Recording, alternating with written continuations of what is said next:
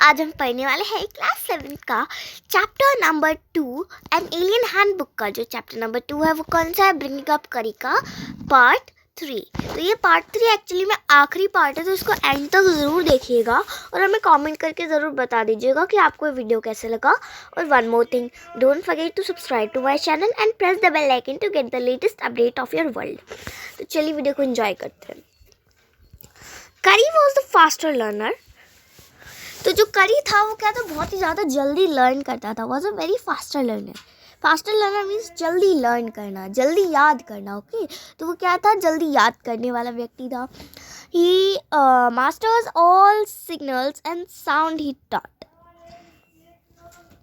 तो जो भी उसको सिग्नल्स बताए जाते थे और जो भी उसके साउंड निकाले जाते थे वो समझ जाता था as a master keys type. जैसे अपन कोई भी साउंड निकालते हैं, किसी को आदत डालते हैं कि आप ताली बजा के बुलाओगे तो वो आएगा, ऐसे टाइप के कुछ उसके सिग्नल्स होते थे। तो उसी सिग्नल्स की बात हम इस थर्ड पार्ट में करेंगे। There is one lesson through that an elephant takes 5 years to learn. Curry is not exceptions.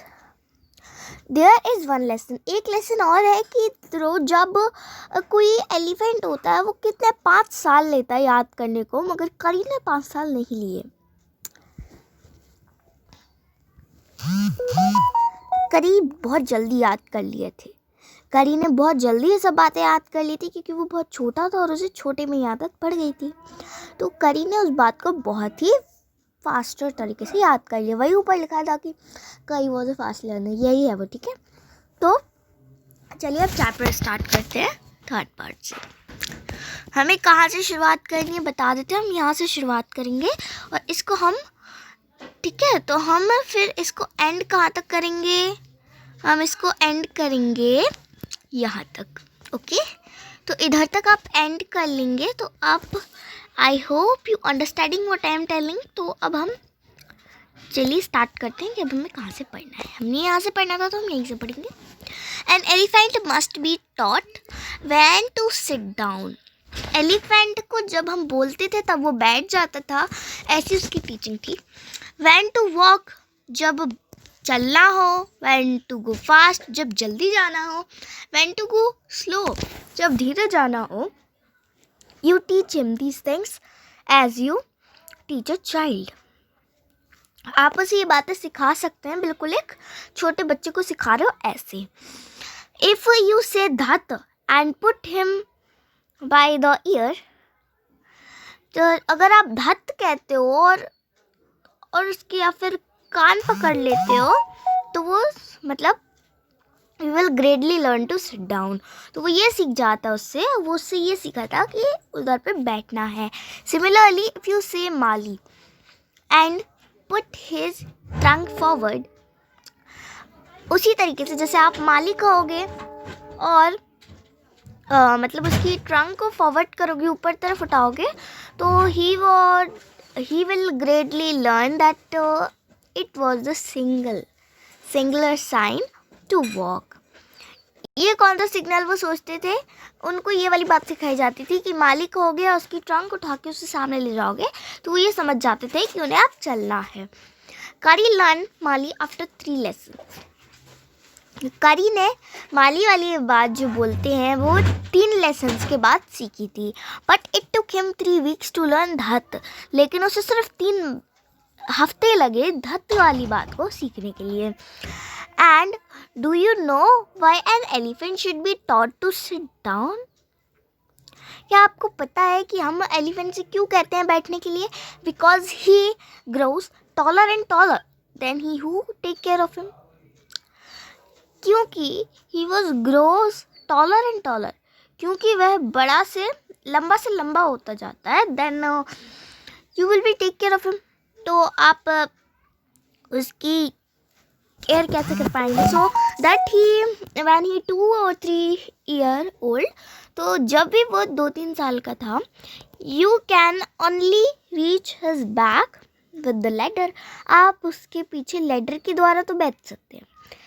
It is through forward better to teach him as a sit down to by saying धत। आप ladder के द्वारा बैठ सकते हैं, लेकिन अगर धत कह देंगे तो बहुत इजी है, क्योंकि जब वो बैठ जाएगा तो आप उसके ऊपर चढ़ सकते हैं। So that you can climb upon his back। तो आप चढ़ सकते हैं उसके पीठ से। जब आप धत कहोगे तो वो बैठेगा, और आप कैसे चढ़ पाओगे? उसकी पीठ के द्वारा आप उसके ऊपर चढ़ पाओगे। Whoever want to carry a ladder around all the time। अगर आप ऐसे धत नहीं सिखा पा रहे तो आप लेडर भी हमेशा अपने पास रख सकते हो। The most difficult thing to teach an elephant is the master call। जो सबसे डिफ़िकल्ट चीज़ होती है एक एलिफेंट को सिखाना, वो होती है मास्टर कॉल। अब ये मास्टर कॉल क्या है भाई, वो मैं आपको बता देती हूँ कि मास्टर कॉल क्या होती है। He greatly takes 5 years to learn it properly. तो वो उसने लगभग 5 साल लगते हैं उस मास्टर कॉल को सीखने के लिए। The master call is a strange hissing. जो मास्टर कॉल होती है क्या होती है? एक स्ट्रेंज टाइप की हिजिंग होती है, हॉलिंग साउंड है एक तरीके से। इसको आप मास्टर कॉल बोलते, तो आप मास्टर कॉल बोलोगे तो वो सीधा सीधा दौड़ा आता है, हॉलिंग साउंड निकलता है। और वो मास्टर कॉल क्या है? वो मास्टर कॉल है एक स्नेक की आवाज़। कैसी, मैं पढ़ बता देती हूँ। As if a snake and a tiger were fighting each other. अगर स्नेक और टाइगर फाइट कर रहे हो एक दूसरे से, and you have to make the kind of noise in his ear, और आप चाहते हो कि उसके कान तक वो आवाज़ पहुंच जाए। And do you know what you expect an elephant to do when you give her master call? क्या आप जानते हैं कि जब आप मास्टर कॉल सिखाते हैं तो आप अपने एलिफेंट से क्या एक्सपेक्ट करते हैं? If you are lost in jungle and there is no way out and everything is black expected in the stars above. अगर आप किसी जंगल में मतलब गुम जाएं या फंस जाएं और आपको कोई भी रास्ता नहीं दिख रहा हो, वहाँ पूरी जगह काला काला दिख रहा हो, हर जगह ऊपर देखो तो पूरी जगह स्टार्स ही दिख रहे हो अपने सर के ऊपर। You dare not to stay very long always. और आप हमेशा वहाँ पे नहीं बैठे रह सकते। The only thing to do then to give the master call. At once, elephant pulled the trees in the front of his trunk and frightened all the animals away।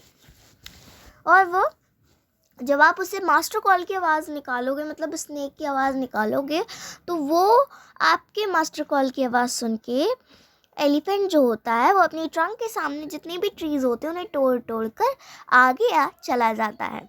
और आगे जाते ही वो जितने भी एनिमल्स बीच में मिलते हैं उनसे वो फाइट करके जहाँ से आवाज़ आ रही है वहाँ से वो सीधा चला जाता है। As the tree comes crash down, और जो ट्रीज़ होते हैं वो नीचे क्रश हो जाते हैं। Monkey wake up for their sleep. Monkey जो होते हैं वो मतलब सो रहे हो तो मतलब ब्रांच पे अगर सो रहे हो ट्री की तो वो भाग जाते हैं ब्रांच टू ब्रांच पे। देखिए इस टाइप से वो जो होते हैं एलिफेंट्स, वो इस टाइप से मास्टर कॉल पे आते हैं। ये देखिए ट्री उखाड़ के फेंक के आ जाते हैं। You can see them in a moonlight and you almost see the stars running all the direction below. तो you can see them in a moonlight, तो आपने उसे देखा होगा मूनलाइट में। And you can almost see the stages running all the direction billows.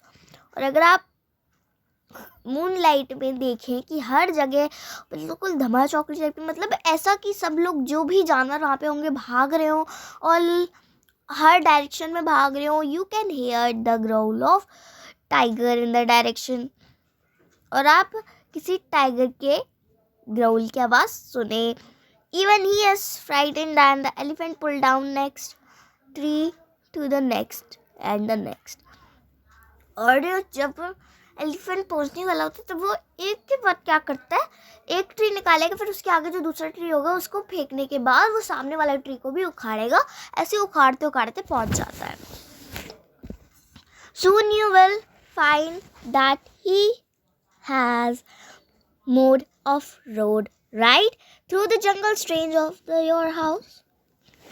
तो even the fight, तो जो क्या होता है एलिफेंट उखाड़ उखाड़ के फेंक देता है, सूनी will find that he was made a road, और जब वो उखाड़ के फेंक देता है तो वो वहाँ से एक रोड बन जाती है और फिर वो स्ट्रेट उसके हाउस तक पहुँचती है, क्योंकि वो घर से आता है तो ऑब्वियसली घर से जंगल तक जहाँ पे वो खड़ा है वहाँ तक आवाज़ पहुँच जाती है और वहाँ से वो रोड बन के वो आसानी से रोड बन जाती है, क्योंकि वो जगह खाली हो जाती है, वो वहाँ से सीधे घर में चले जाते हैं। तो थैंक यू फ्रेंड्स इस वीडियो को एंड तक देखने के लिए। आप हमारे चैनल को लाइक कर दीजिएगा और बेल आइकन को भी प्रेस कर दीजिएगा और हमारे चैनल को सब्सक्राइब करना मत भूलना, ताकि आपको जो हमारे नई वीडियोस है ना उसकी नोटिफिकेशन मिलती रहेगी। ऐसे नहीं, आपको ना जो बेल आइकन होती है ना उसे भी प्रेस करना पड़ेगा, तब जाके नोटिफिकेशंस प्रॉपरली और जब डालेंगे वीडियो तब तुरंत मिल जाती है। इस पर ऑल पे सेट करना मत भूलिएगा उस बटन को, ओके। तो जब आप इसे ऑल पे सेट कर देंगे तो आपको बहुत ईजीली मेरी वीडियोस मिल जाएंगी। तो friends thank you for seeing this video.